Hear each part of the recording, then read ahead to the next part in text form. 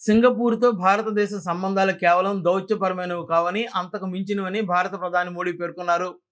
భారత పర్యటనకు వచ్చిన సింగపూర్ ప్రధాని లారెన్స్ వాంగ్ ప్రధాని మోదీతో సమావేశమయ్యారు. ఈ సందర్భంగా తమ దేశాల మధ్య ఉన్న సమగ్ర వ్యూహాత్మక భాగస్వామ్యాన్ని మరింత విస్తరించుకోవాలని ఇరు దేశాల నేతలు నిర్ణయించుకున్నారు. కృత్రిమ మేధ, క్వాంటం కంప్యూటింగ్, ఇతర డిజిటల్ సాంకేతిక రంగాల్లో పరస్పరం సహకరించుకోవాలన్న ఒప్పందాన్ని కుదుర్చుకున్నారు. పహల్గాం దాడి సందర్భంగా భారతదేశానికి మద్దతు తెలిపిన సింగపూర్ను మోడీ కొనియాడారు. ఉగ్రవాదంపై అన్ని దేశాలు ఏకం కావాలని, కలిసికట్టుగా పోరాడాలని పిలుపునిచ్చారు.